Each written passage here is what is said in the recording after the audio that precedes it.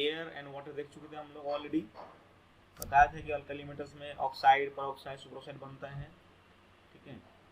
उसके बाद लिथियम के बारे में बताया था कि लिथियम में एयर में ऑक्सीजन के साथ साथ वो नाइट्रोजन से वेट करता है, ठीक है।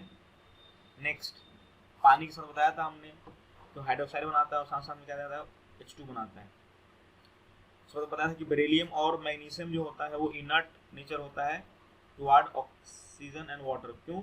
क्योंकि इसके ऊपर क्या होता है, थिन फिल्म लेयर आ जाता है, ऑक्साइड का एक लेयर आ जाता है, जो कि क्या होता है, इनर्ट नेचर का होता है, वो फर्दर ऑक्सीडाइज होने नहीं देता। जैसे कि अल्युमिनियम या जिंक का जो ऑक्साइड का लेयर होता है वो क्या करता है, फर्दर रिएक्ट करने नहीं देता है, ठीक है।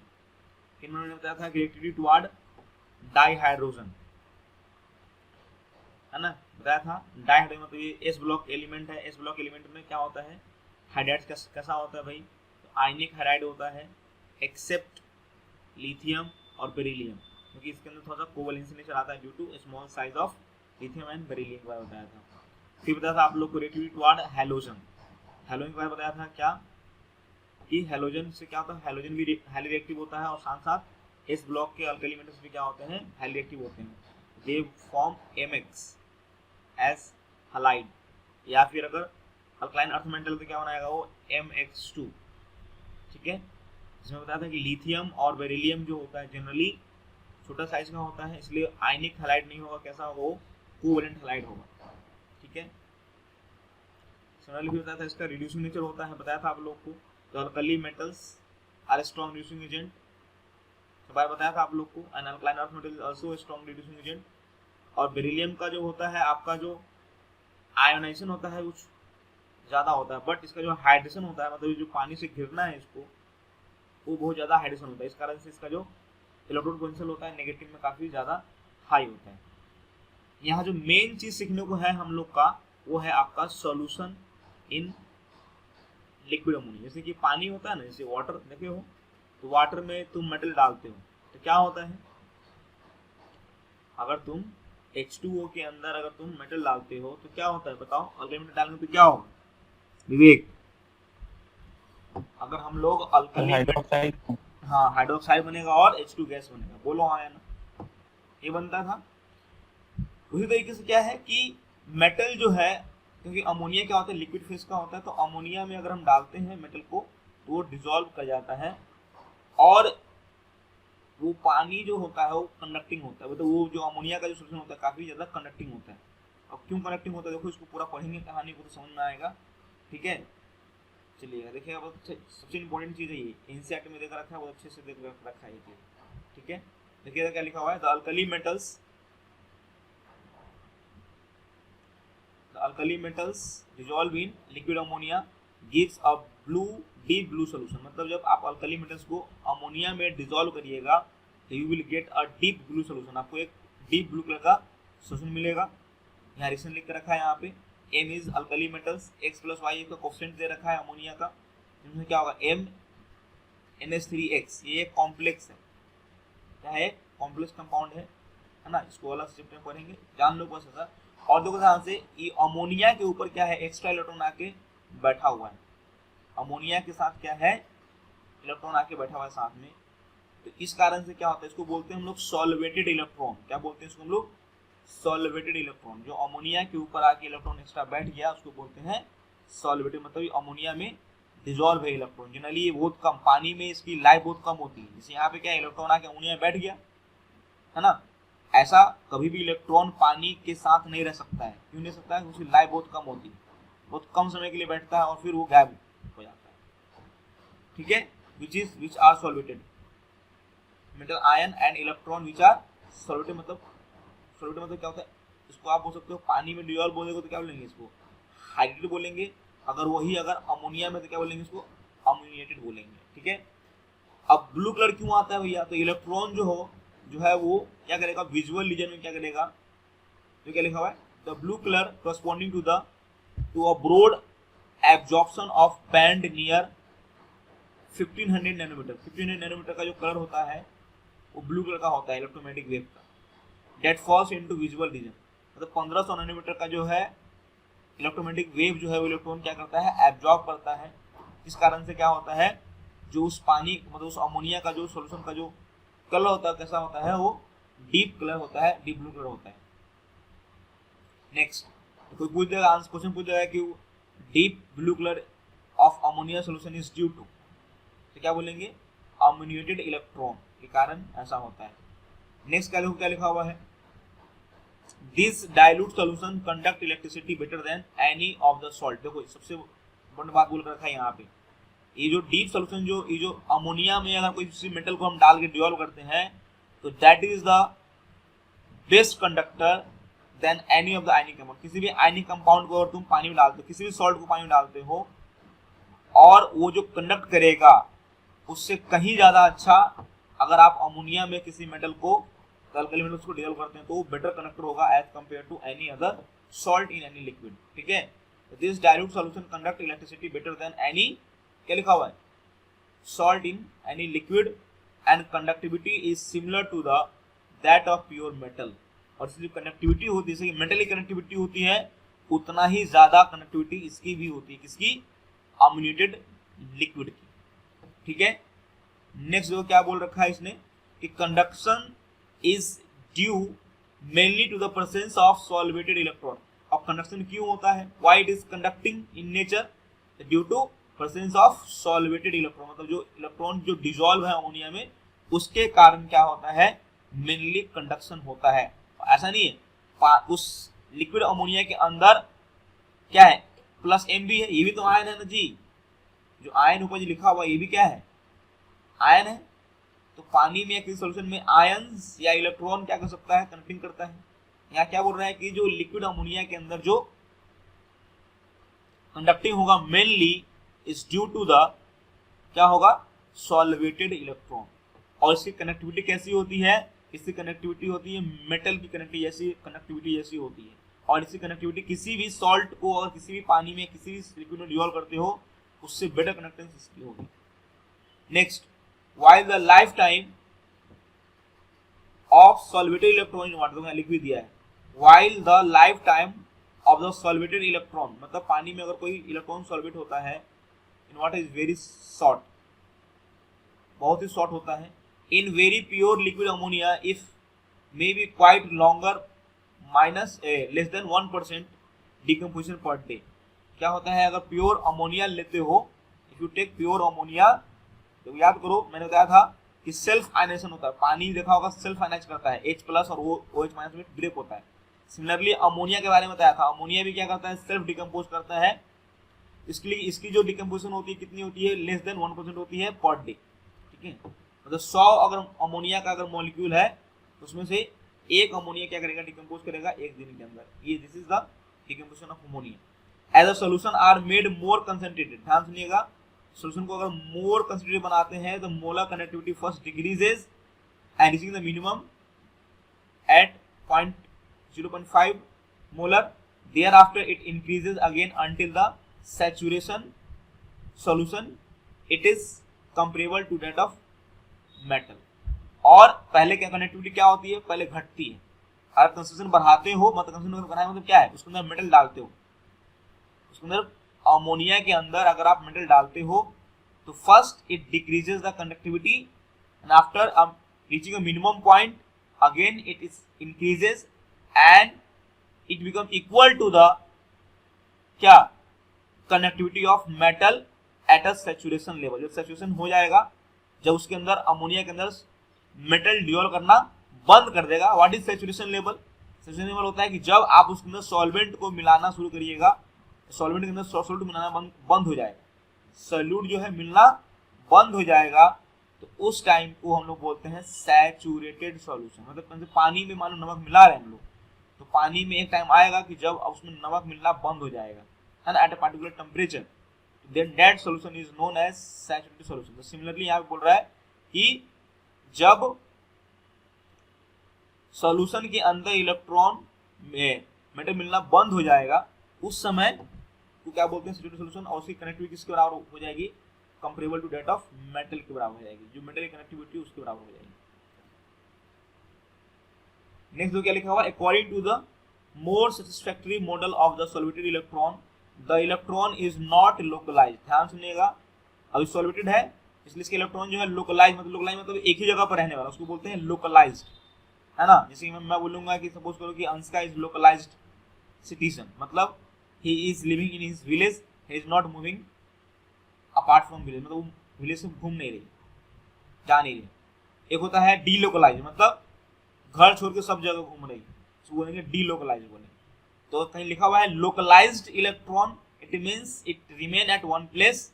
अगर मैंने बोल दिया डीलोकलाइज्ड इलेक्ट्रॉन मतलब इट इज मूविंग, है ना, in the solution, in the reaction, in the chemical reaction, कहीं भी घूम सकता हो।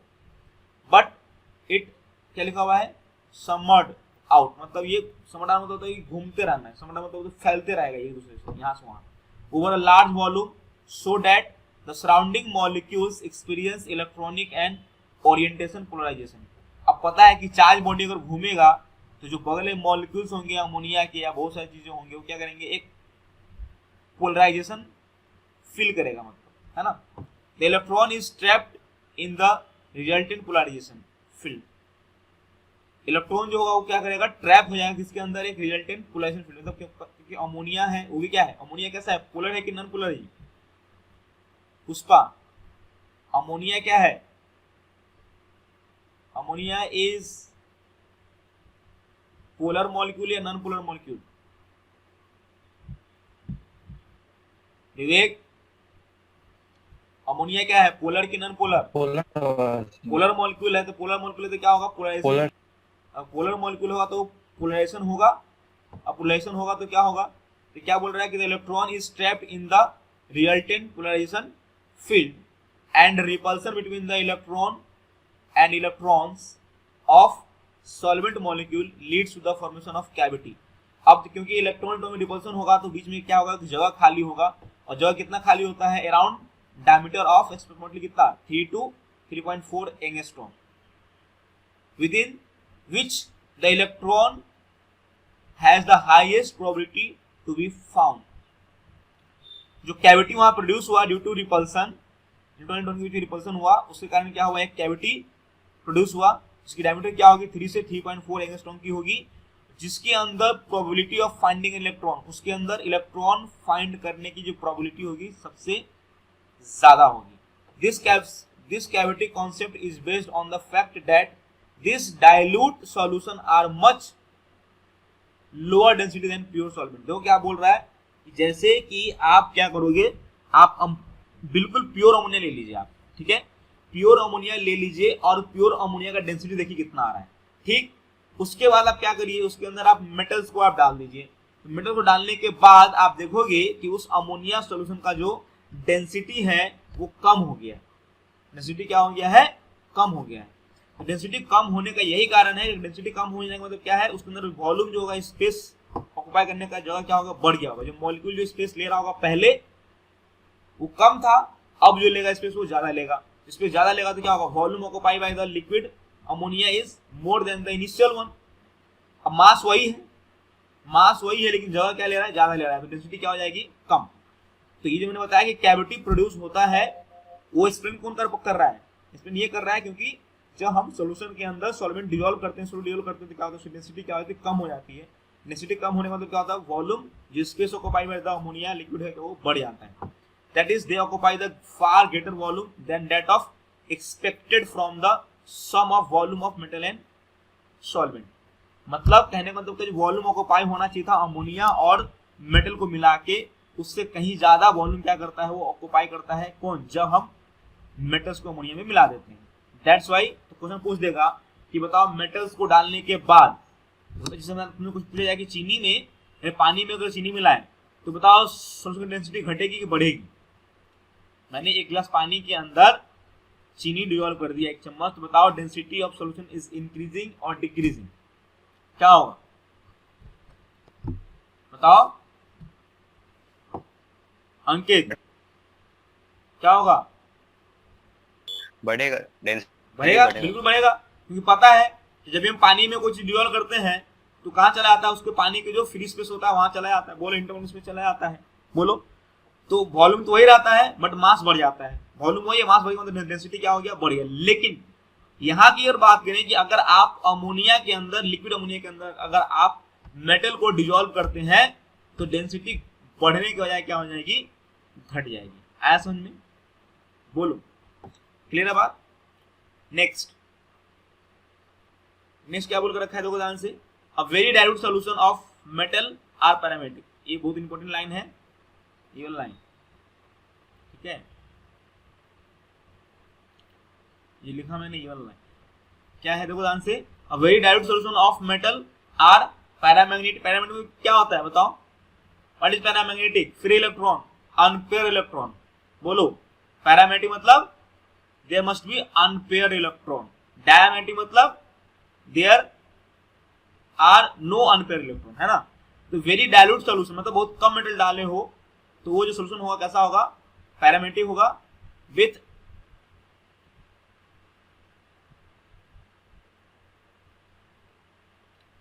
with approximately 1 unpaired electron per metal atom corresponding to the 1 solvated electron per atom. This paramagnetism decreases as higher concentration. जैसे जैसे आप मेटल डिजॉल्व करना शुरू करोगे, इंक्रीज करना शुरू करोगे मेटल का कंसंट्रेशन, क्या होगा? As the concentration of metal increases metal ion cluster are found. Metal ion का जो क्लस्टर वो बनेगा, क्या लिखा हुआ? अबाउट या एबव बोल सकते हो, अबाउट 3 मोलर कंसंट्रेशन बताएगा। 3 मोल पर लीटर डाल देते हैं तो क्या होगा? This solutions become diamagnetic. और अब बताओ, डायमैग्नेटिक होने के साथ ही क्या हो जाएगा? जो कलर था उसका ब्लू कलर क्यों था? Due to that free electron. जो ब्लू कलर था क्यों था? Because of free electron. जैसे ये पैरा से डाया होगा, क्या हो जाएगा? उसका कलर कैसा हो जाएगा? ब्लू से क्या हो जाएगा? वो नॉट, ये लिखा no longer blue but are bronze or copper bronze colour with a metallic lustre. क्या हो जाएगा? तो मेटल को डिजोल्व करने से पहले ब्लू कलर का होगा। If you dissolve more and more metal, है ना, अबाउट 3 मोलर कंसंट्रेशन की बाद अगर बात करोगे तो कलर जो है ब्लू कलर क्या होगा? चेंजेस टू ब्रोंज या copper bronze colour with metallic lustre, वो मेटल की तरह चमकेगा। है समझ में? The blue solutions of metal alkali metals in liquid ammonia decompose very slowly with liberation of dihydrogen. Blue colour solution जो होता है अल्कली मेटल अमोनिया का, वो डिकम्पोज करता है धीरे धीरे और क्या प्रोड्यूस करता है? जैसे कि देखो ध्यान से, ये था मेटल डिजोल्व है। अब एम क्या लिखा हुआ है याद करो। जैसे हम पानी में डिजोल्व करते हैं क्या लिखते हैं? अगर हम पानी में कुछ डिजोल्व करते हैं तो हम लिखते हैं ना कि Na+ एक्वस लिखते हैं, क्योंकि पानी में है तो क्या लिखते हैं? AQ। यहाँ क्या है? ये अमोनिया में डिजोल्व है ना जी, बोलो, इसमें डिजोल्व है, ये अमोनिया में डिजोल्व है तो क्या लिखेंगे? इसको हम लोग AM लिखेंगे, because this metal ion dissolve in ammonia. Electron is also dissolve in ammonia, इसलिए क्या लिखेंगे? EM लिखेंगे, EAM। और लिक्विड अमोनिया होगा, ठीक है। इस टाइप से क्या होगा? वो मेटल के साथ क्या करेगा? अमोनिया हाइड्रोजन गैस रिलीज करेगा, है ना। सो अमोनिया प्लस इलेक्ट्रॉन क्या हो जाएगा? NH2- plus half H2 gas. अब बोल रहा है कि जो डिकम्पोजिशन होता है उसको आप बढ़ाया जा सकता है, उसको आप एक्सेलरेट कर सकते हो, इंक्रीज कर सकते हो। कैसे इंक्रीज कर सकते हो? By transition metal. कैसे देखो ध्यान से, बोल रहा है कि decomposition of is accelerated by the presence of many transition metal compound that is stirring the solution with the rusting iron. क्या बोल रहा है? जो सॉल्यूशन होगा उसको आप क्या करिए?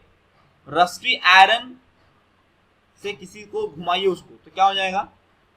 उसका जो डिकम्पोज करने का जो रेट है वो क्या हो जाएगा? बढ़ जाएगा। Solution of metal liquid ammonia act as powerful reducing agent. Powerful reducing agent क्यों है बताओ भैया? What is powerful reducing agent? क्योंकि इट प्रोड्यूस इलेक्ट्रॉन। क्यों है ये पावरफुल रिड्यूसिंग एजेंट? क्योंकि ये इलेक्ट्रॉन प्रोड्यूस करता है। एंड दैट इलेक्ट्रॉन अगर किसी को इलेक्ट्रॉन दे दे, मैंने बताया था कि एडिशन ऑफ इलेक्ट्रॉन रिडक्शन, बताया था ना जी कि addition of electron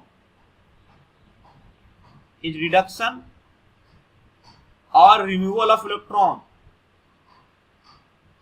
is oxidation, ठीक है। तो कहने का मतलब क्या है कि अगर ये इलेक्ट्रॉन प्रोड्यूस कर रहा है तो ये किसी न किसी को देगा, तो किसी को देगा, जिसको देगा उसको क्या करेगा? रिड्यूस कर देगा। तो इसको बोला गया है कि liquid ammonia metal ammonia solution, और इसको ऑर्गेनिक में भी यूज किया जाता है। This solution is also used in organic compound. जब ऑर्गेनिक पढ़ेगा तो वहां भी यूज किया जाता है ना। अमोनिया के साथ सुना होगा, देखा होगा, पढ़ोगे आजकल के सोडियम लिखा रहता है, देखना आपको इसे रिएक्शन लिख देगा, जैसे कि ऐसा लिख देगा, मान लो ये बेंजीन लिख दिया ऐसा, ठीक है। दिस इज बेंजीन बना दिया, और क्या करेगा, एरो पे का लिख देगा, ऐसे लिख देगा सोडियम लिख देगा, और साथ में लिख देगा अमोनिया ऐसे NH3। ऐसा समझ में? अरे बोलो, क्लियर है बात?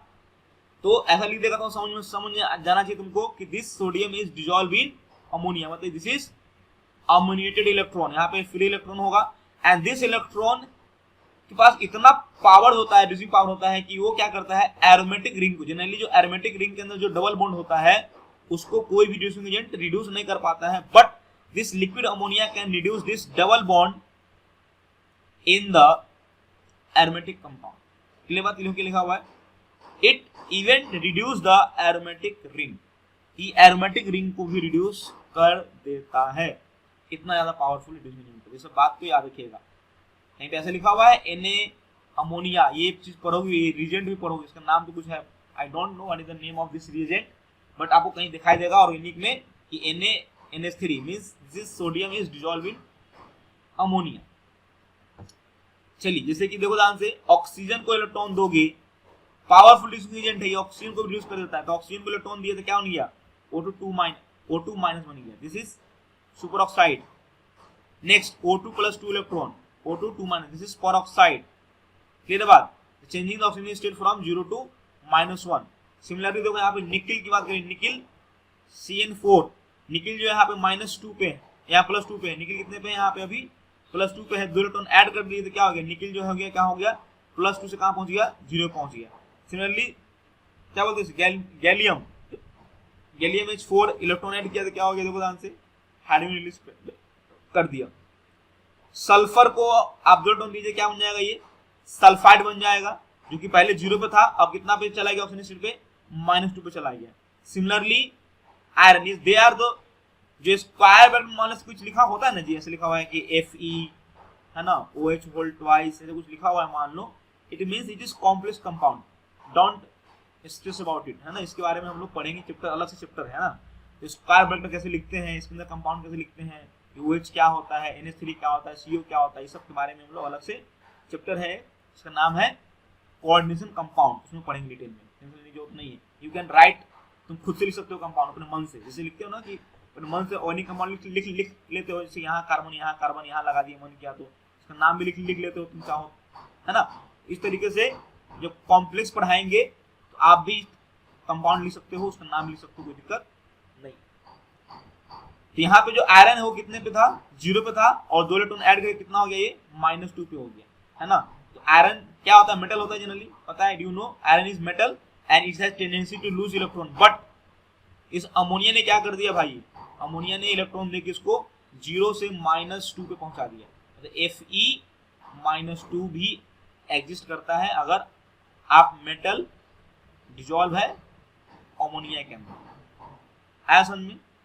अब इसने क्या बोल रखा है कि जैसे कि अल्कली मेटल जो था अमोनिया में डिसॉल्व कर रहा था, सिमिलरली अल्कलाइन अर्थ मेटल के बारे में बात बोल रहा है कि एक्सेप्ट बेरियम।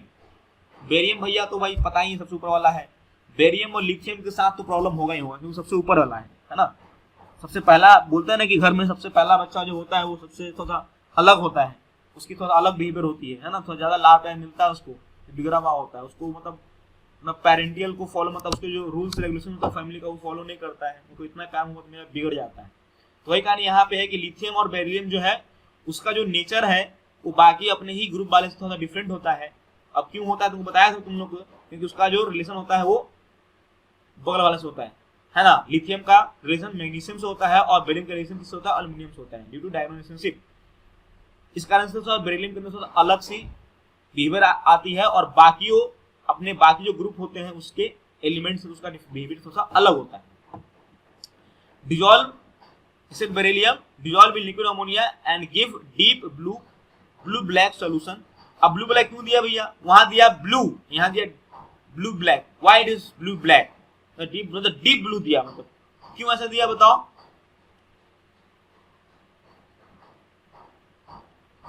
अंकित, वहां ब्लू दिया और यहाँ पे क्या बोल रहा है वो कि डीप ब्लू कलर दिया, क्यों ऐसा दिया, डीप ब्लू ब्लैक। भाई यहाँ पे मोर नंबर ऑफ इलेक्ट्रॉन होंगे, वहां पे कितने थे, 1 इलेक्ट्रॉन थे, per metal atom there is 1 electron is removed by ammonia. यहाँ पे क्या होगा, per metal atom we can remove 2 electron, ऐसा में forming ammoniated ion. The colour is due to the spectrum from solvated electron. बताया थे solvated electron के कारण क्या होता है, स्पेक्ट्रम बनता है। वही कहानी यहाँ पे दिया हुआ है, वही सेम चीज जो ऊपर था। मतलब alkali metals as well as alkaline earth metal except beryllium will dissolve in ammonia and produce a, ऊपर वाला क्या प्रोड्यूस कर रहा था, ब्लू कलर कर रहा था। और उसमें मेटल की कंसंट्रेशन बढ़ा दे, 3 मोलर कर दे, तो जो ब्लू कलर था वो चेंजेस टू कॉपर या ब्रोंज कॉपर कलर का बन जा रहा था वो, विथ शाइनी मेटल लस्टर, है ना। This solution decompose very slowly forming amide but the reaction is associated by the many transition metal. वही सेम बात बोल रहा है कि ट्रांजिशन मेटल मतलब डी ब्लॉक के एलिमेंट को अगर आप डालते हैं, उससे आप चलाते हैं, उसको घुमाते हैं, तो डिकम्पोजिशन को आप बढ़ाया जा सकता है। जैसे कि देखो ध्यान से, यह क्या हो रहा है, देखो ध्यान से, अमोनिया है वो इलेक्ट्रॉन लिया और क्या डिकम्पोज करके क्या ना हाइड्रोजन गैस बनाया, ठीक है। तो ये रिएक्शन भी काफी ज्यादा स्लो होता है। ये जो लिखा हुआ है NH2, this is amide. NH2 minus को हम लोग क्या बोलते हैं, अमाइड बोलते हैं। इस बात clear, should be clear about. evaporation of ammonia from solutions of alkali metal yield the metal। ध्यान सुनना, जैसे कि होता है ना कि पानी में हम नमक मिला दिए, we dissolve salt in water, अगर हम पानी को उड़ा देते हैं तो we get the crystal of salt। बोलो हाँ, ना मिलता है कि नहीं मिलता है। जब आप पानी में नमक मिला देते हो, नमक घोल दिए और उस पानी को क्या करते हैं, एवोपरेट कर देते हो, तो जो पानी के नीचे बैठता है, जो पानी को पूरा उड़ा दिए, तो क्या मिलेगा आपको नमक दोबारा से मिल जाएगा। The crystal of salt will again appear in the bottom of the container. तो कहने का मतलब क्या है यहाँ पे कि सिमिलरली अमोनिया भी कहते हैं, जो सॉल्वेंट है ना जी, तो उसको भी वो भी एवोपरेट होता होगा, वो भी क्या होता होगा, एवोपरेट होता होगा। तो जब आप मेटल को डिजोल्व कर दिए, किसमें, अमोनिया डिजोल्व करती है, और अमोनिया को क्या करते हैं, एवोपरेट करते हैं, तो again you will get the alkali metals at the bottom. क्या लिखा हुआ है, evaporation of ammonia from the solution of alkali metals yield the metal। मतलब evaporation कर देते हैं, अमोनिया को उड़ा देते हैं, तो again you will get the metal at the bottom of the container। But the alkaline earth metal evaporate of ammonia give hexa ammoniated of the metal। This slowly decompose to give amide। दो ध्यान से क्या बोल रहा है, लेकिन जो alkaline earth metal होगा, but this क्या लिखा, but the alkaline metal earth metal evaporation of ammonia gives hexa ammoniated of metal। वहां क्या हुआ, अल्कली मेटल्स में अमोनिया उड़ गया and you will get the pure metal there. But in the case of alkaline earth metal, ammonia उड़ने के बाद जो मेटल जो मिलेगा वो मेटल नहीं मिलेगा, it will as hexa ammoniated. मतलब कैसा होगा, इसका दिस इज कॉम्प्लेक्स कंपाउंड। जो मेटल होगा उसके साथ क्या होगा, 6 अमोनिया जुड़ा हुआ होगा। क्या होगा, मेटल के साथ क्या होगा, 6 अमोनिया जुड़ा हुआ होगा, बाकी अमोनिया उड़ जाएगा। क्लियर है बात। और this ammonia slowly decompose to amide. तो कैसा दिख रहा है, मेटल के साथ ये बना अमोनिया और साथ में H2 बना। बोलो, तो यहां तक कोई दिक्कत था, स्वाति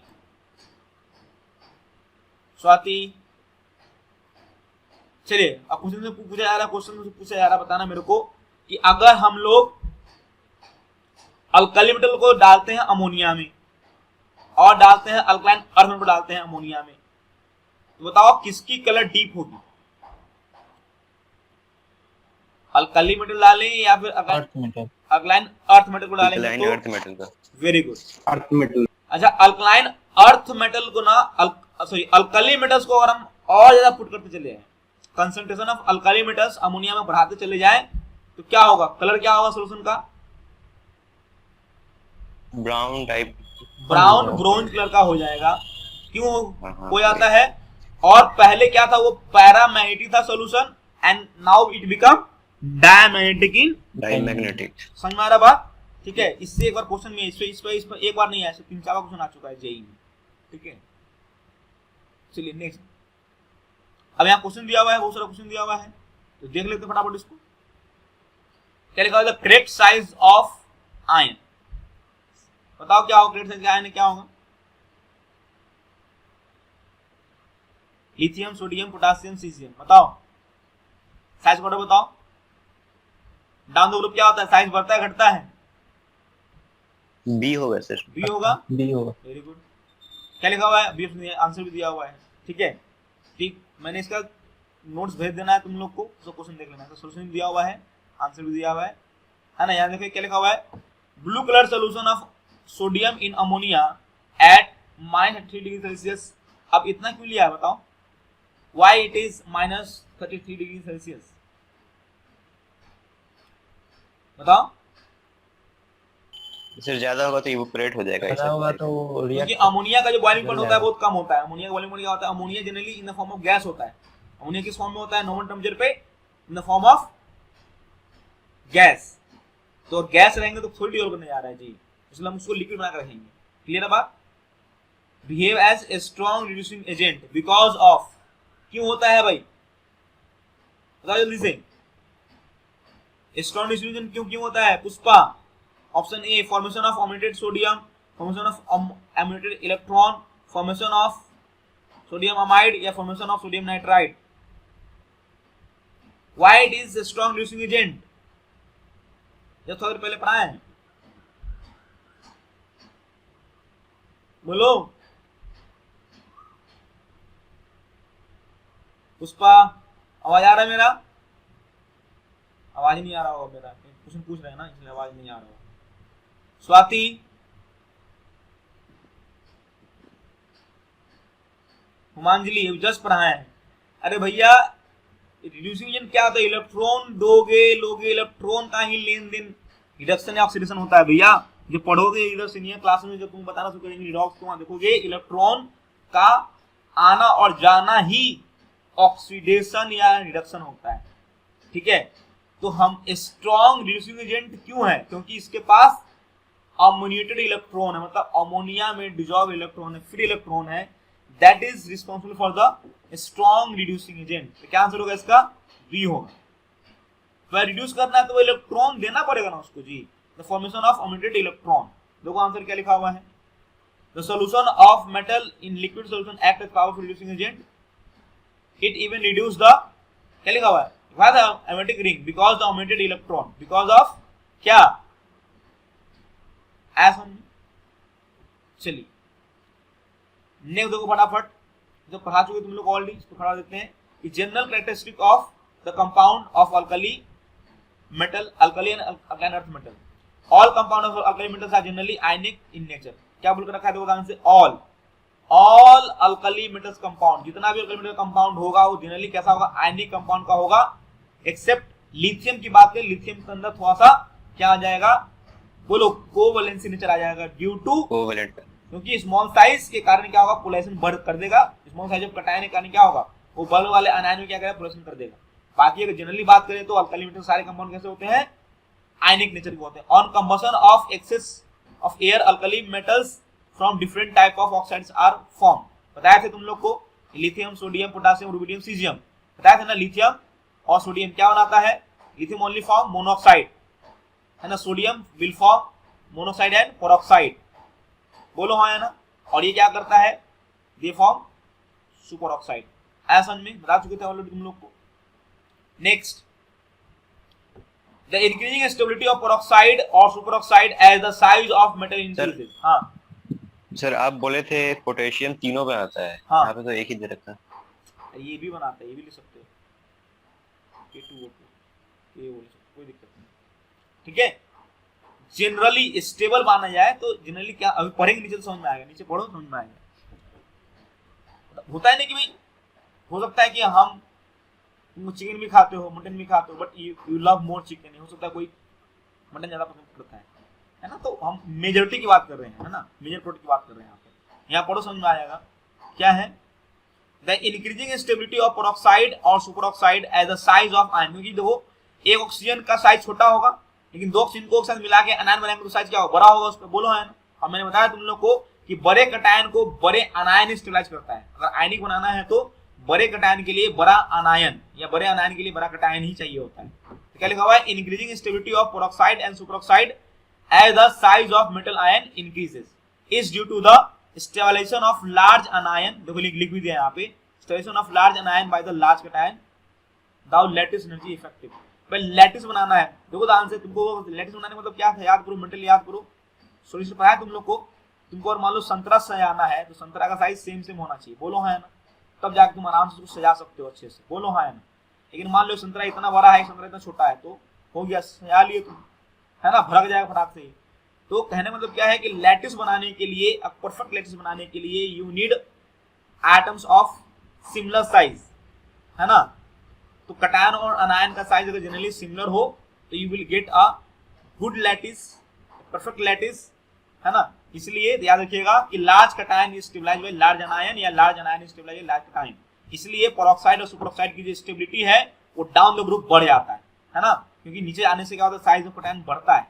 दिस ऑक्साइड्स क्या लिखा हुआ है यहाँ पे, are easily hydrolysed by water to form hydroxide according to the following reaction. अब जो ऑक्साइड मैंने बोला था कि metal with oxygen will give oxide, it may be peroxide, it may be super oxide. अब इस ऑक्साइड को तुम पानी में डालते हो, इस ऑक्साइड को क्या डालते हो, पानी में डालते हो, तो you will get hydroxide and some other additional product. For example अगर आप सिंपली डालते हो, किसको डालते हो, ऑक्साइड को डालते हो, दिस इज ऑक्साइड M2O, तो क्या होगा, पानी डालते क्या होगा, you will get only hydroxide. Simple oxide को डालते हो तो you will gate simple hydroxide, that's it, nothing more than that. उसके बाद अगर तुम पेरोक्साइड को डालते हो पानी के साथ, you will get hydroxide as well as hydrogen peroxide, H2O2 भी मिलेगा। समझ में आ रहा है क्या बोल रहा हूं मैं, तो याद रखिएगा सिंपल ऑक्साइड को पानी डिसॉल्व किए तो you will get only hydroxide, peroxide को डिसॉल्व किए तो क्या मिला आपको, हाइड्रोक्साइड प्लस H2O2 मिला। और आप सुपर ऑक्साइड को डिसॉल्व करते हैं तो you will get hydroxide as well as peroxide as well as oxygen gas, बोलो है ना। तो क्वेश्चन पूछ देगा कि when we dissolve the peroxide sorry super oxide in water, what will be the product in addition to the hydroxide, there will be H2O2 as well as O2। ऐसा समझ में, कोई दिक्कत? चलिए दोबारा ज्वाइन करते हैं, हम इसमें की दोबारा ज्वाइन करते हैं। देखिए जैसे कि मैंने बोला ये क्या प्रोड्यूस कर रहा है, देखो ध्यान से, इसको अगर आप तुम पानी में डिसॉल्व कर रहे हो तो क्या प्रोड्यूस कर रहा है, हाइड्रोक्साइड प्रोड्यूस कर रहा है, पेरोक्साइड भी कर रहा है, हाइड्रोजन पेरोक्साइड और साथ में ऑक्सीजन प्रोड्यूस कर रहा है। तो एक्चुअली जो K2O होता है ना बेटा, KO2 super potassium super oxide, ये इतना ज्यादा ऑक्सीडाइजिंग एजेंट होता है कि अगर आप जैसे हमारे स्पेस में जाते हैं तो स्पेस में लोग मास्क लगाते हैं, मास्क में क्या होता है ध्यान से, उसके मास्क में KO2 होता है और वो अगर CO2 से रिएक्ट करता है it will produce O2 gas, क्या प्रोड्यूस करता है, ऑक्सीजन गैस प्रोड्यूस करता है। जैसे कि मान लो हमने सांस में क्या छोड़ते हैं, अगर हम रिलीज करेंगे मुंह से, अगर सांस छोड़ेंगे तो क्या निकलेगा बताओ, CO2 निकलेगा। और वो CO2 क्या करता है, वो सुपर ऑक्साइड जो होता है उससे रिएक्ट करके क्या बनाता है, that CO2 converted into O2, है ना। तो हम सांस छोड़े तो क्या बन गया, वो O2 बन गया, है ना। तो इस तरीके से क्या होता है कि आप मतलब स्पेस वगैरह में इसका यूज भी किया जाता है ना, सुपर ऑक्साइड। चलो सब लोग आगे हो, 10 लोग 7 लोग आया, 6 लोग आया, बाकी भी गया है। चलिए तो ऑक्साइड ना तो समझ में आ गया कि सिंपल ऑक्साइड को डालोगे पानी में तो you will get hydroxide, peroxide को डालोगे तो you will get hydroxide as well as H2O2, super oxide डालोगे तो हाइड्रोक्साइड, है ना, hydrogen peroxide as well as oxygen gas, ठीक। तो oxide and peroxide are colourless, ध्यान सुनिएगा क्या बोल रहा है, ये सब चीजें याद करने वाली चीजें है ना, इसको आप जो नहीं जानता कुछ नहीं बोल सकता इसके बारे में, है ना, जिसने पढ़ा है वही बोल सकता है ना। तो oxide and peroxides are colourless when pure, जब ऑक्साइड और पेरोक्साइड जो होता है वो कलरलेस होगा जब वो प्योर होगा, प्योर फॉर्म में होगा तो कलरलेस होगा। But super oxide are yellow in colour और orange in colour, but super oxide कैसा होगा, येलो या फिर ऑरेंज कलर का होगा। LiO2 and NiO2 are yellow in colour. अब ये क्या है, पेरोक्साइड है, तो पेरोक्साइड होने के बावजूद भी क्या है, ये येलो कलर है। KO2, अब देखो ध्यान से, ये पेरोक्साइड है कि क्या है, सुपर ऑक्साइड है, बताओ तो, बोल भैया। पेरोक्साइड है सर, ये पेरोक्साइड है, हाँ तो हाँ, ये पेरोक्साइड है कि क्या है बताओ जल्दी से। LiO2 इस पेरोक्साइड सुपर ऑक्साइड। ऑक्साइड में जो O होता है वो होता है O2 माइनस, ठीक। दिस इज नहीं मालूम इसको लिख लेना है, दिस इज ऑक्साइड, ठीक है। सिमिलरली O2 की पावर -2 दिस इज पेरोक्साइड, ठीक है। और यहाँ O2 के ऊपर -1 होगा, इसको बोलते हैं सुपर ऑक्साइड, ठीक है। बोलो तो लिथियम की वैलेंसी कितनी है +1, ऐसे कितनी है -1, तो क्या फॉर्मूला होगा LiO2 क्या होगा, LiO2 क्या होगा तो पेरोक्साइड की सुपर ऑक्साइड, एंड बोलो ऑक्साइड की वैलेंसी -2, पेरोक्साइड की वैलेंसी भी -2, बट ऑक्सीजन कितना होता है 2, सुपर ऑक्साइड की वैलेंसी कितनी होती है -1, तो क्लियर है बात। क्योंकि अल्कली की वैलेंसी कितनी होती है भैया 1 होती है ना, और ऑक्सीजन की वैलेंसी अगर -2 होती है, क्या इसकी वैलेंसी यहाँ, इसकी वैलेंसी यहाँ, क्या हो जाएगा M2O अगर लिखा हुआ है अल्कली मेटल में तो क्या होगा, दिस इज ऑक्साइड। सिमिलरली अगर M2O2 लिखा हुआ मतलब दिस इज पेरोक्साइड, और MO2 लिखा हुआ है अल्कली मेटल्स के लिए क्या हो जाएगा ये, दिस इज सुपर ऑक्साइड। बोलो हाँ या ना, बोलो क्लियर है नहीं क्लियर है, यस सर। है समझ में। तो आगे O सिंगल O है तो ऑक्साइड होता है, डबल O दो ऑक्सीजन के ऊपर -1 है तो सुपर ऑक्साइड, अगर -2 है तो पेरोक्साइड, क्लियर है बात।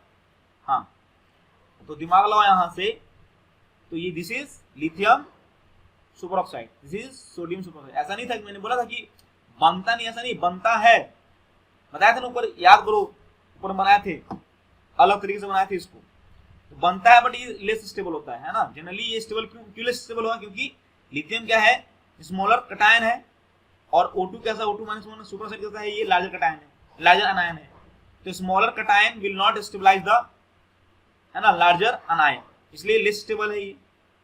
सिमिलरली ये भी लेस स्टेबल है, ऐसा में। लेकिन है तो ये कौन पेरोक्साइड है ना, ये सुपर ऑक्साइड है, तो कलर कैसा होगा इसका, LiO2 NaO2 are yellow, while KO2 and CH2 are orange, whereas RbO2 is brown in color। मतलब कहने का मतलब क्या है, अगर वो पेरोक्साइड सुपर ऑक्साइड तो कलरलेस होगा, बट अगर वो सुपर ऑक्साइड होगा तो कैसा होगा, येलो कलर या ऑरेंज कलर या फिर ब्राउन, मतलब उसी में कलर डीपनेस बढ़ते चला जाएगा। आया समझ में क्या बोल रहा हूँ, बोलो सबसे कम वाले का लिथियम और सोडियम ऑक्साइड क्या होगा, लिथियम या फिर सोडियम सुपर ऑक्साइड का कलर कैसा होगा, yellow. Similarly KO2 and CSO2 का क्या होगा, ऑरेंज होगा, बट रुबिडियम में कैसा होगा, ब्राउन कलर का होगा, ठीक है। नेक्स्ट क्या बोलकर रखा है उदाहरण से, super oxides are also paramagnetic, super oxide कैसा होगा, पैरामेग्नेटिक होगा। अब तुमको इसको जान सकते हो कैसे, क्यों पैरामेग्नेटिक होगा। अब दिमाग लगाओ कि O2 O2 क्या होता था, याद करो तो O2 क्या होता था, पैरामेग्नेटिक या डायमैग्नेटिक, MOT याद है अंशिका जी, अंशिका है कि गई, गई। स्वाति बताएगी, बताइए Swati ji, do you know remember MOT molecular orbital theory, याद है कि गायब है, हाँ बोलिए अंकित, अंकित बताओ जल्दी से, MOT याद है सर, नहीं याद तो नहीं है, भूल गए। कैसे होगा, बोले तो था ना तुम लोग को। अब O2 पैरामेग्नेटिक डायमैग्नेटिक, तो O2 पैरामेग्नेटिक होता है विथ 2 अनपेयर इलेक्ट्रॉन, बोलो हाँ या ना, होता है ना जी, एंटी बॉन्डिंग होता है ना जी इलेक्ट्रॉन उसका, यस सर। बोलो याद करो, pi 2py equal to pi 2p star y, याद है उसमें एक इलेक्ट्रॉन होता था। अब अब इसमें मान लो इलेक्ट्रॉन ऐड कर दिए तो क्या हो जाएगा, अब 16 में 2 अनपेयर इलेक्ट्रॉन था, बोलो जैसे ही इलेक्ट्रॉन डालेंगे तो क्या हो जाएगा, वो एंटी मूवमेंट एक जगह पेयर हो गया, एक जगह पेयर रह नहीं रहा, तो अभी भी क्या है, वो अनपेयर ही रहा। तुम लोग क्या हम बोल रहे हैं,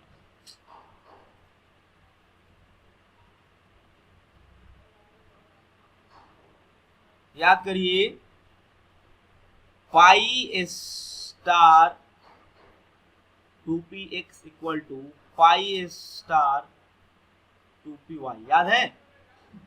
सबसे लास्ट इलेक्ट्रॉन जो 15-16 नंबर इलेक्ट्रॉन था, 1 और 1 इलेक्ट्रॉन भरते थे, this is the last configuration, आगे पीछे सब भरा हुआ होगा। तो क्या हो गया, देखो ध्यान से, ये O2 का कॉन्फ़िगरेशन है, इसमें क्या होगा, एक एक अनपेयर इलेक्ट्रॉन है, this molecular orbital has 1 unpaired electron, किसमें, O2, ऑक्सीजन की बात करें। अगर हम ऑक्सीजन के साथ एक और ऑक्सीजन, इसमें एक और इलेक्ट्रॉन ऐड कर देते, क्या बन जाएगा, ये बन जाएगा O2 -1 बन जाएगा, क्या बन जाएगा, O2 -1 बन जाएगा। तो बताओ इलेक्ट्रॉन एक्स्ट्रा जो आया कहाँ ऐड करेंगे, किसी जगह ऐड कर देंगे, यहाँ तो 2 ऐड कर देंगे, यहाँ पे, यहाँ 1 हो जाएगा। तो पहले ऑक्सीजन में कितना इलेक्ट्रॉन थे, 2 थे, इस कारण से पैरामेट्रिक था। अब O2 -1 ये बना O2 -1, this is become super oxide and having only 1 unpair electron, बोलो हाँ है ना, दिस इज आल्सो पैरामेट्रिक। लेकिन इसके अंदर एक और इलेक्ट्रॉन ऐड कर दें, if we add 1 electron more it become O2 2 it become para peroxide बन जाएगा। तो यहाँ भी 2 और यहाँ भी 2। तो पेरोक्साइड कैसा होता है बेटा, तो पेरोक्साइड जो होगा वो डायमैग्नेटिक होगा, क्योंकि उसमें कोई भी अनपेयर इलेक्ट्रॉन नहीं। क्या लिखा देखो ध्यान से यहाँ पे, तो super oxides are also parametric, the hydroxides are all white crystalline solid. ध्यान सुनिएगा क्या बोल रहा है, ये बहुत इंपॉर्टेंट लाइन बोला इसने, जितने भी अल्कली मेटल्स के जो हाइड्रो ऑक्साइड्स होंगे, जैसे कि NaOH, LiOH, KOH, समझ में आ रहा बात, दे आर सॉलिड क्रिस्टल्स, उसको पानी में डिसॉल्व करते तब जाकर बेस बनता है, otherwise it is like a crystal, white crystal. क्या लिखा है, the hydroxide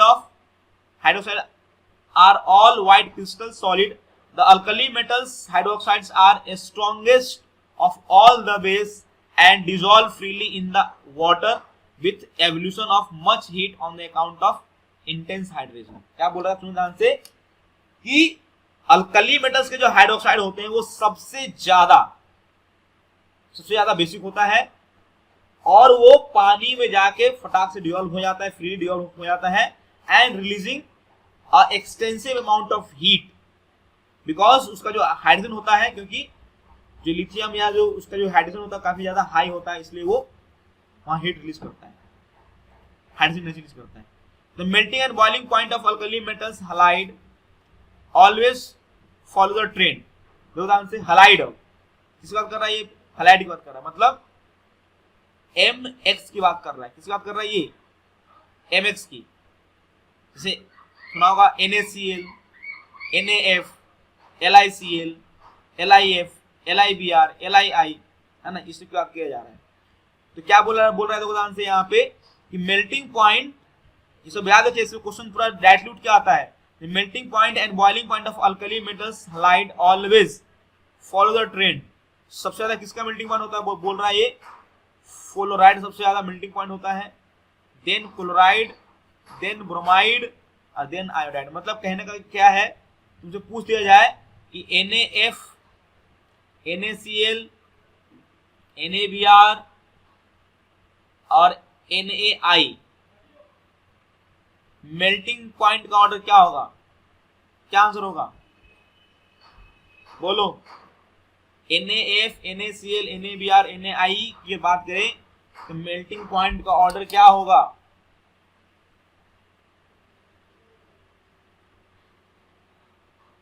Ankit, what is the order of NaF, सबसे ज्यादा NaF की होगी, सबसे ज्यादा मेल्टिंग पॉइंट NaF की।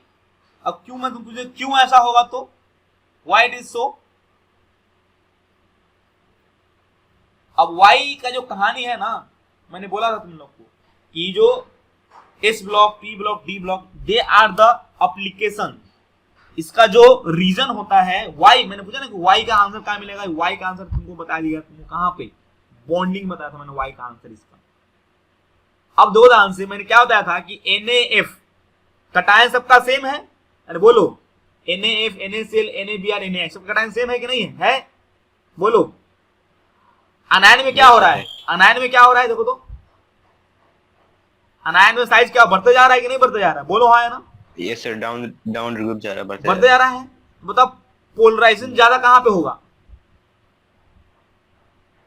Where is polarisation is more, cation सबका सेम है मतलब पोलराइजिंग पावर सबका सेम है, लेकिन पोलराइजेशन जो अनायन का होगा वो सबसे ज्यादा किसका होगा, लार्जर अनायन का पोलराइजेशन क्या सबसे ज्यादा होता है, बोलो है ना?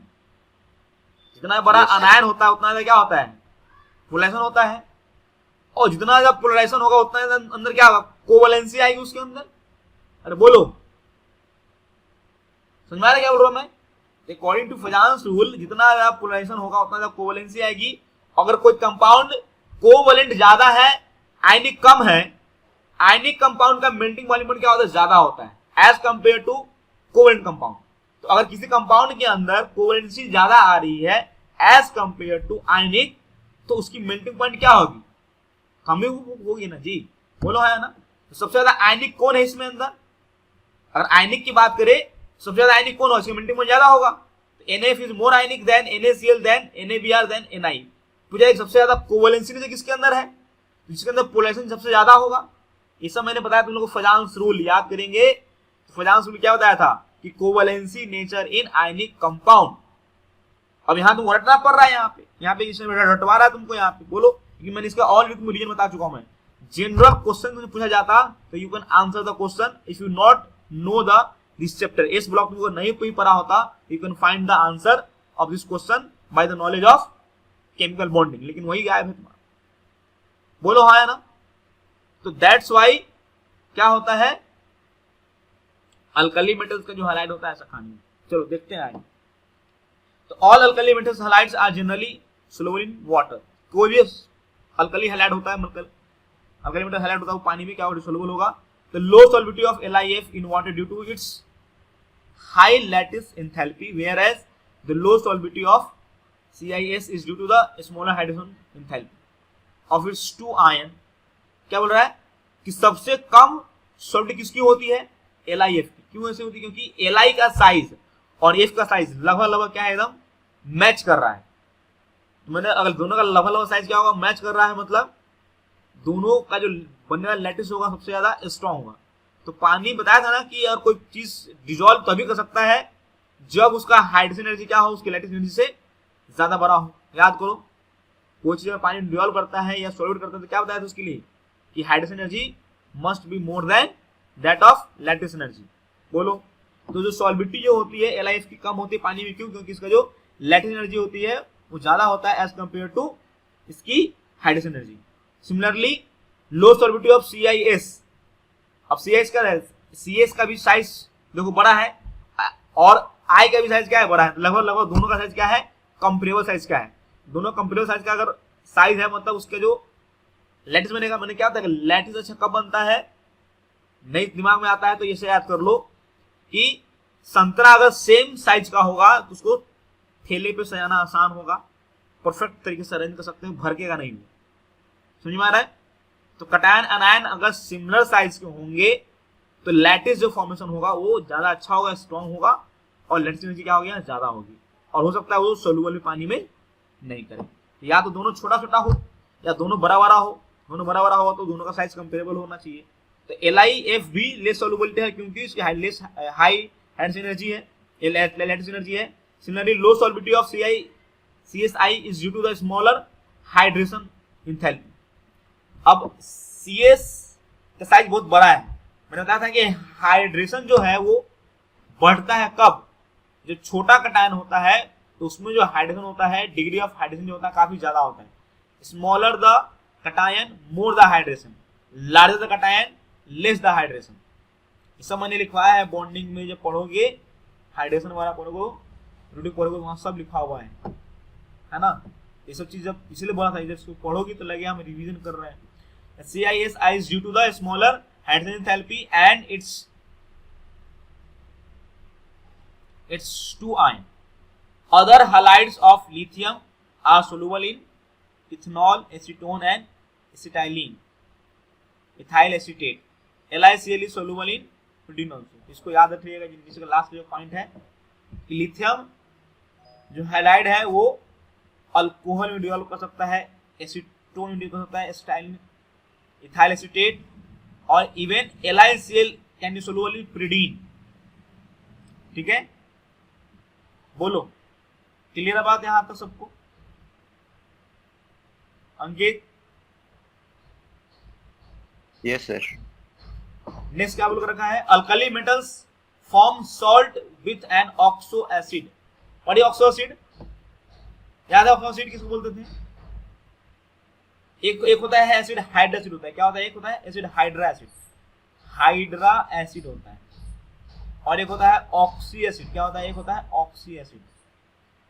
हाइड्रा एसिड क्या होता है? देखो जैसे कि HCl, HF, HBr, HI, they are hydra acid. मतलब ऐसा एसिड जिसमें ऑक्सीजन ना हो, ऐसा एसिड जिसमें ऑक्सीजन ना हो उसको क्या बोलते हैं? Hydra acid. और ऐसा एसिड जिसके अंदर क्या हो? ऑक्सीजन, उसको क्या बोलते हैं? ऑक्सी एसिड बोलते हैं। जैसे कि H2SO4 क्या है? ये हाइड्रा की ऑक्सी, हाइड्रा की ऑक्सी है, बताओ बोलिए। Hydra acid. अरे H2SO4 ऑक्सीजन है कि नहीं है इसके अंदर? है ना ये ऑक्सीजन? ऑक्सीजन तो hydrogen. This is oxy acid. Hydra में ऑक्सीजन नहीं होता है, ऑक्सी में ऑक्सीजन होता है। अब HCl क्या है? HCl हाइड्रा की ऑक्सी, हाइड्रा एसिड है। ठीक है, तो यहीं पे आप समझ में आना चाहिए तुमको कि alkali metals form salt of all oxy acid. जैसे कि अल्कली मेटल सुना होगा, इसमें से अनायन निकाल लो, जिसको ऑक्सी अनायन बोलते हैं। क्या बोलते हैं इसको? Oxy anion. जैसे sulphate, SO4 2-, this is oxy anion. CO3 2-, this is oxy anion. समझ में आ रहा है? मतलब ऐसा अनायन जिसके अंदर ऑक्सीजन हो उसे क्या बोलेंगे हम लोग? ऑक्सी अनायन।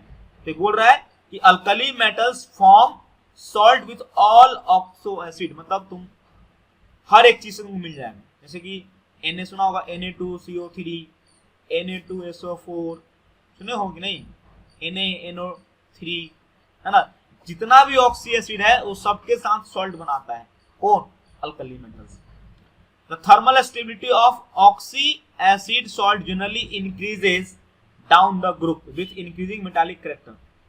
तो क्या बोल रहा है कि थर्मल स्टेबिलिटी जो है ऑक्सी एसिड सॉल्ट का, जैसे कि मान लो इसमें बात करूं कि सपोज करो कि यहाँ लिखा हुआ है Li2SO4, फिर लिखा हुआ है Na2SO4, फिर लिखा हुआ है K2SO4, फिर लिखा हुआ है Rb2SO4। तो बताओ अगर हम डिकम्पोज करें तो सबसे पहले डिकम्पोज कौन करेगा? अगर हम डिकम्पोज करना शुरू करें तो सबसे पहले डिकम्पोज कौन करेगा? Li2SO4, Na2SO4, K2SO4 या Rb2SO4 कौन करेगा? अब दिमाग लगाओ, फिर से ध्यान से लगाओ। यहां पे अनायन क्या है? बड़ा है। अरे बोलो, दिमाग लगाओ। सब में अनायन क्या है? सेम है। सब में सल्फेट है, and sulphate is the bigger अनायन। Sulphate is the bigger अनायन। बोलो हाँ है ना? तो अब बात करेंगे, यहां पोलराइजेशन में कोई फर्क नहीं पड़ने वाला है, but polarising power of cation फर्क करेगा। बोलो है ना? तो लिथियम का पोलराइजिंग पावर ज्यादा है as compare to sodium, as compare to potassium and rubidium. बोलो है ना? तो लिथियम के पास पोलराइजिंग पावर ज्यादा है ड्यू टू स्मॉल साइज, इसलिए सल्फेट को ज्यादा पोलराइज कौन करेगा? तो सल्फेट को ज्यादा पोलराइज कौन करेगा? बोलो, लिथियम विल पोलराइज मोर। अगर लिथियम सल्फेट को ज्यादा पोलराइज करेगा, it means it develop more covalency character in it, और जैसे ही कोवैलेंसी कैरेक्टर आएगा उसकी थर्मल स्टेबिलिटी डिक्रीज कर जाएगी, क्योंकि थर्मली कोवैलेंट कंपाउंड को हम थर्मली इजिली डिकम्पोज कर सकते हैं as compare to ionic compound. Ionic compound जो होता है थर्मली रेजिस्टेंट होता है उसको आप थर्मली डिकम्पोज करने में तकलीफ होगा, बट अगर उसके अंदर कोवैलेंसी कैरेक्टर ज्यादा आ जाएगी तो you can decompose it easily. इसलिए क्या बोला यहाँ पे दो ध्यान से, thermal stability of oxy salt generally increases down the group. Down the group आने से क्या हो जाएगा, कटायन का साइज क्या हो जाएगा, बढ़ना शुरू हो जाएगा, तो उसकी जो पोलराइजिंग पावर वो कम हो जाएगी। पोलराइजिंग पावर कम हो जाएगी तो इसके अंदर जो आयनिक कैरेक्टर होगा वो ज्यादा होगा। आयनिक कैरेक्टर क्या होगा, ज्यादा होगा, तो इसकी जो थर्मल स्टेबिलिटी भी क्या होगी, ज्यादा होगी। ऐसा समझ में, that is electropositive character, they are generally soluble in water and thermally stable। जितने भी ऑक्सी एसिड सॉल्ट होते हैं वो सारे पानी में डिसॉल्व होते हैं और थर्मली स्टेबल होते हैं। Therefore carbonate M2CO3 and in most cases hydrogen carbonate MaHCO3, इसको बोलते हैं मेटल बाई कार्बोनेट बोलते हैं इसको। आप या तो आप उसको बोल सकते हैं हाइड्रोजन कार्बोनेट बोल सकते हो, या तो इसको आप बोल सकते हैं बाई कार्बोनेट बोल सकते हो। Are highly stable to heat as the electropositive character increases down the group। Down the group आने से देखो इलेक्ट्रोपॉजिटिव कैरेक्टर बोल रहा है, लेकिन हमें पता है, क्या पता है कि डाउन द ग्रुप आने से साइज बड़ा होता है, किसके, कटायन का साइज बड़ा होता है, उसका पोलराइजेशन जो होगा वो कम होगा। पोलराइजेशन कम होगा तो उसके अंदर कोवैलेंसी नेचर कम आएगी, कोवैलेंसी नेचर कम आएगी तो उसको डिकम्पोज करना मुश्किल हो जाएगा, क्योंकि उसके अंदर आयनिक कैरेक्टर ज्यादा होगा। अगर आयनिक कैरेक्टर ज्यादा होगा किसी कंपाउंड के अंदर तो थर्मल स्टेबल ज्यादा होगा। मतलब we can easily decompose a covalent compound by heating as compare to ionic compound. Clear है बात, क्या बोल रहा हूं मैं, तो समझ में आएगा यहां तक, बोलो। Yes sir. चलिए, because group 1 metal are so strongly basic they except, लिखा हुआ है यहाँ पे, except lithium also form solid bicarbonate, है ना। अब ये इतना ज्यादा बेसिक स्ट्रॉन्ग बेसिक होता है, इसका जो बाइकार्बोनेट भी होता है, बाइकार्बोनेट मतलब जो है हाइड्रोजन कार्बोनेट भी सॉलिड नेचर का होता है। याद रखिएगा, ये 10th में बोला गया था, इस चीज को समझाया गया था, आपको याद नहीं होगा, ठीक है। तो जो बाइकार्बोनेट जो होता है किसका, bicarbonate of alkaline earth metal जो होता है वो सोल्युबल हो जाता है, लेकिन ये क्या है, सॉलिड नेचर का होता है। No other metals form solid bicarbonate. समझ में क्या बोल रहा हूं मैं, अल्कली मेटल्स के बाइकार्बोनेट ही सॉलिड नेचर को होते हैं। सुना होगा NaH, बेकिंग सोडा सुना है, बेकिंग सोडा, बेकिंग पाउडर सुने हो कि नहीं, नो बेकिंग सोडा NaHCO3 कैसे मिलता है, घर में देखा होगा व्हाइट रंग का होता है, देखो हो ना, सॉलिड रंग का रहता है baking soda.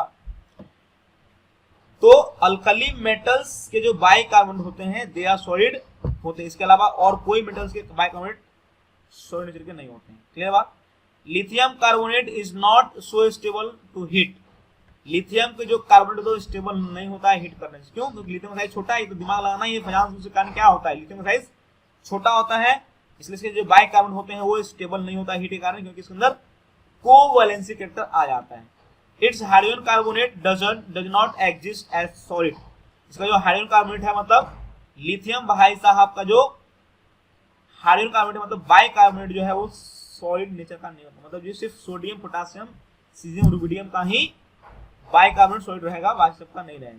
Similarly although NH4HCO also exist as solid, एक और है इसके अलावा, मेटल्स के अलावा एक और है, कौन, अमोनियम बाइकार्बोनेट। अमोनियम बाइकार्बोनेट भी एक तरीके से आपका सॉलिड में आता है, मतलब सोडियम पोटेशियम रुबिडियम सीजियम के अलावा एक और है, कौन, अमोनियम, जिसका बाइकार्बोनेट सॉलिड नेचर का रहता है, अदरवाइज नेचर का नहीं आता है। द क्रिस्टल स्ट्रक्चर ऑफ, क्या लिखा हुआ है, sodium bicarbonate and potassium bicarbonate both show hydrogen bonding but are different. याद रखिएगा, तो पूछ देगा इसमें से किसके अंदर, किस क्रिस्टल के अंदर हाइड्रोजन बॉन्डिंग होता है, तो लिथियम बाइकार्बोनेट या फिर सोडियम बाइकार्बोनेट या फिर पोटेशियम बाइकार्बोनेट के अंदर क्या होता है, आपको क्या मिलता है, हाइड्रोजन मिलता है। और यहाँ पे देखो, यहाँ पे कर दिया गया है कैसे होता है, देखो, इस पिक्चर ऑफ मास, ठीक है। इस पेज को खत्म कर देते हैं, इसका फिर छोड़ देते हैं। The solubility of alkali metals salt except fluoride, carbonate and hydroxide decreasing down the group. याद रखिएगा इसको, याद रख लीजिएगा इसको, रट लीजिएगा इसको, है ना। फ्लोराइड, कार्बोनेट एंड हाइड्रोक्साइड, ठीक है। क्या बोला है? सॉल्बिलिटी ऑफ अल्कली मेटल। फ्लोराइड का सॉल्ट साइज क्या है? छोटा है, ध्यान सुनिएगा, और समझने के लिए आप समझ सकते हैं। Fluoride, carbonate and hydroxide generally comes under, कहाँ आता है? स्मॉलर अनायन। बोलो हाँ है ना, इसके अंदर आता है ये, स्मॉलर अनायन के अंदर आता है। अगर ये स्मॉलर अनायन के अंदर आएगा, कौन कौन सा? फ्लोराइड, कार्बोनेट एंड हाइड्रोक्साइड, ये स्मॉलर अनायन के अंदर आता है, तो तुम दिमाग लगाओ, तो डाउन द ग्रुप आने, ऊपर में क्या था? स्मॉल कटायन होगा, top the group smaller cation, और नीचे आने से क्या होगा? बिगर कटायन मिलेगा। मैंने बताया था कि लैटिस अच्छा कब बनता है? सेम साइज वाले का, same size of cation, same size of अनायन होगा तो लैटिस अच्छा बनता है। बोलो हाँ है ना। तो फ्लोराइड छोटा है, तो उसके ऊपर वाले मेटल्स लेंगे, किसी ग्रुप के टॉप वाले मेटल्स लेंगे, तो उसके साथ जो फ्लोराइड का जो क्या होगा? आयनिक गुण बनेगा, वो ज्यादा आयनिक होगा एज कंपेयर टू नीचे, क्योंकि नीचे आने से क्या होगा? साइज बड़ा होगा। और पता है कि फ्लोरीन कैसा है? छोटा है। डाउन द ग्रुप आने से क्या होगा? साइज बड़ा होना शुरू हो जाएगा, तो उसका जो लैटिस जो बनेगा वो अच्छा नहीं बनेगा, क्योंकि कटायन बड़ा हो जाएगा और अनायन क्या हो जाएगा? छोटा हो जाएगा। तो ड्यू टू डिफरेंस बिटवीन क्या होगा? Cation, size of cation and अनायन, जो लैटिस होगी उतना अच्छा नहीं बन पाएगा। समझ में आ रहा बात?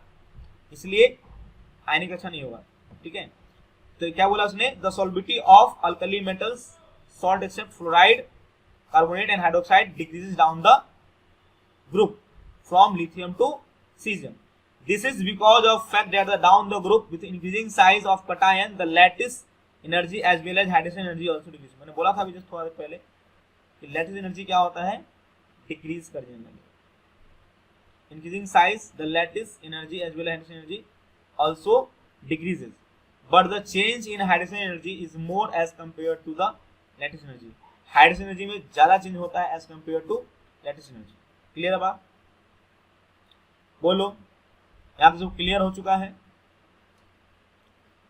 यहाँ पे हमने अल्कली मेटल्स के बारे में धूम धड़क्का से जान चुके हैं। याद करने वाली बात रखिएगा कि फ्लोराइड, कार्बोनेट एंड हाइड्रोक्साइड, ये तीन बातें याद रखिएगा कि इन तीनों का डाउन द ग्रुप आने से सॉल्ट की सॉल्बिलिटी क्या हो जाती है? कम होती है। क्यों? क्योंकि size difference in cation anion बढ़ने लगता है। तो साइज डिफरेंस बढ़ेगा तो लैटिस मतलब संतरा को सयाने में you will feel difficulties and you will not gate a good lattice. आया समझ में? इसके बाद जो हम लोग नेक्स्ट क्लास में अल्कलाइन अर्थ मेटल के बारे में पढ़ेंगे कि उसके अर्थ मेटल का क्या क्या प्रॉपर्टी होता है ना। अल्कलाइन अर्थ मेटल के बारे में देखेंगे, ठीक है। याद करो, ये सब देखा होगा तुम लोग, ये सब याद है? बनाना बॉन्डिंग, बैक बॉन्डिंग, याद है? ये सब नहीं याद होगा? बताया था तुम लोग को ये सब चीज बॉन्डिंग में, ठीक है? यस सर बताएं। इसको करेंगे। तो क्वेश्चन है फिर क्या है? लिथियम की एनवलस प्रॉपर्टी क्या होती है, सब देखना होता है हमको, है ना। लिथियम क्यों भाई अलग प्रॉपर्टी शो करता है।